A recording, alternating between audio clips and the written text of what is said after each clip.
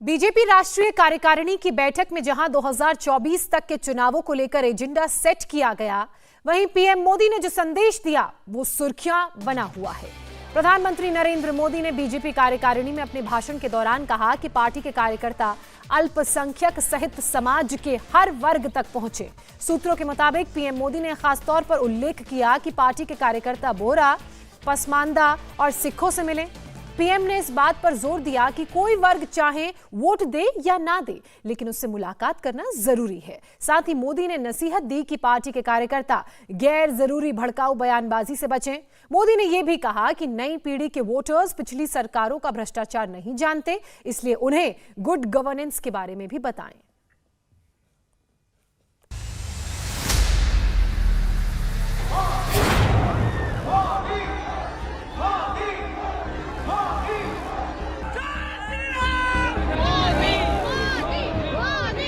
प्रधानमंत्री नरेंद्र मोदी ने 2024 के फाइनल का मंत्र दे दिया है। टारगेट है 350 सीट, टाइम है 400 दिन। चूना लगाने वाली कंपनी के आईपीओ में निवेश करके पैसे के नुकसान से आप डर रहे हैं? बेस्ट आईपीओ निवेश करना चाहते हैं?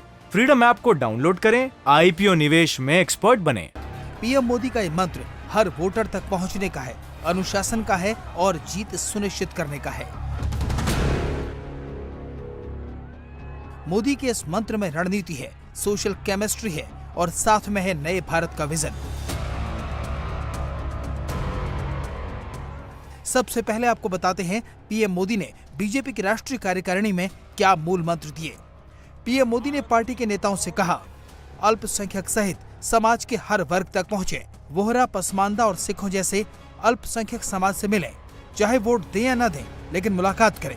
गैर जरूरी भड़काऊ बयानबाजी से बचें। अति आत्मविश्वास की वजह से मध्य प्रदेश में हार हुई है। अमृतकाल को कर्तव्य काल में बदलें। नौजवानों को गुड गवर्नेंस के बारे में बताएं। बेटी बचाओ की तर्ज पर धरती बचाओ अभियान चलाएं। पीएम मोदी हमेशा वो करते हैं जिसके बारे में सोचना भी मुश्किल होता है।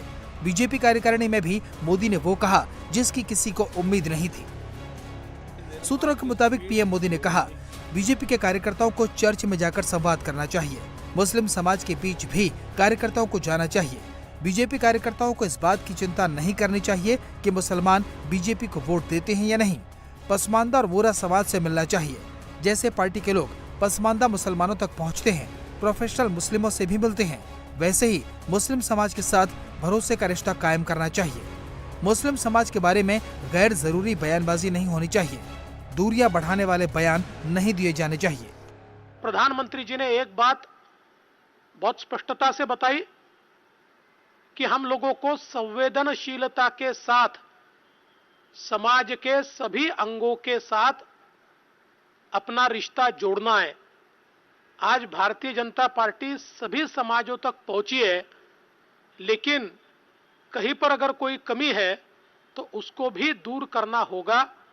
और साथ साथ ये भी संदेशा उन्होंने दिया कि ये सारी चीजें करते हुए केवल वोट की चिंता मत कीजिए, वोट के लिए ये सारी चीजें मत कीजिए। हमें देश और समाज को बदलना है, ये हमारा कर्तव्य है।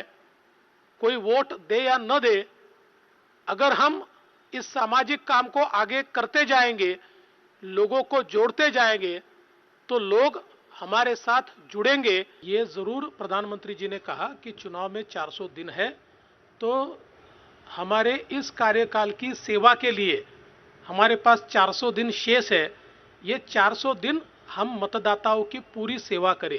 सारे समाज, जितने मार्जिनलाइज समाज है, सबका उल्लेख किया है। आदरणीय प्रधानमंत्री जी ने एक प्रकार से ये बताया कि भारतीय जनता पार्टी अब केवल राजनीतिक आंदोलन भर नहीं है, तो उसका रूपांतरण एक सामाजिक आंदोलन में हुआ है, जो समाज के सामाजिक आर्थिक परिवर्तन के लिए काम करने वाला, कार्य करने वाला उपकरण इस रूप से आज कार्य कर रही है।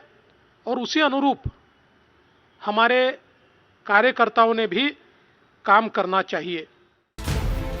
पीएम मोदी के मंत्र में जिस बात की सबसे ज्यादा चर्चा हो रही है वो है मुस्लिम समाज को लेकर उनकी संवेदनशीलता। पिछले दिनों बॉलीवुड से लेकर कई दूसरे मौकों पर मुस्लिम समुदाय को टारगेट बनाकर जिस तरह से बयानबाजी की गई, उस पर पीएम मोदी गंभीर हैं। इसलिए वो एक तरफ बीजेपी कार्यकर्ताओं को 24 घंटे काम करने का टारगेट देते हैं, तो मुसलमानों तक पहुंचने की सलाह भी देते हैं। बीजेपी राष्ट्रीय कार्यकारिणी के समापन भाषण में पीएम मोदी ने ग्लोबल लीडर और स्टेट्समैन की झलक दिखाई। पीएम मोदी ने पार्टी संगठन से कहा, उन वर्गों तक भी अपनी बात और अपनी पहुंच बनाएं जिनसे आप वोट की उम्मीद नहीं करते। वो वोट भले ही ना दें, लेकिन उन्हें मजबूत करना पार्टी और सरकार की जिम्मेदारी। खासतौर पर मुसलमानों में भी सबसे पहले पिछड़ा यानी कि पसमानदा मुसलमान, जिन्हें हमेशा ही वोट बैंक के तौर पर इस्तेमाल किया गया, लेकिन उनका वोट लेने वालों ने कभी उनके डेवलपमेंट की चिंता नहीं की। दूसरा, प्रोफेशनल मुसलमान, जिनका नज़रिया खुला होता है और डेवलपमेंट की बात वो समझ सकते हैं। और तीसरा, कारोबारी मुसलमान, जो कि पहले से ही गुजरात में बीजेपी और मोदी के साथ हैं, यानी कि बोहरा समुदाय के लोग। चूना लगाने वाली कंपनी के आईपीओ में निवेश करके पैसे के नुकसान से आप डर रहे हैं? बेस्ट आईपीओ निवेश करना चाहते हैं? फ्रीडम ऐप को डाउनलोड करें, आईपीओ निवेश में एक्सपर्ट बने। इसके साथ ही पीएम मोदी ने अपनी पार्टी के उन नेताओं को आड़े हाथों लिया जो कि वक्त बे वक्त अपनी बयानबाजियों से सुर्खियां बटोरते रहते हैं। पीएम मोदी ने ऐसे नेताओं को विवादास्पद बयान से बचने की सख्त हिदायत दी है। पीएम मोदी ने बीजेपी को उन नौजवानों तक पहुंचने की नसीहत भी दी है जो पहली बार वोट डालेंगे। पीएम ने अपने संबोधन में कहा, 18 से 25 आयु वर्ग के नौजवानों ने भारत का राजनीतिक इतिहास नहीं देखा है और उन्हें पिछली सरकारों के तहत हुए भ्रष्टाचार और गलत कामों के बारे में जानकारी नहीं है। इसलिए उन्हें जागरूक करने की जरूरत है। उन्हें बीजेपी के सुशासन के बारे में बताएं।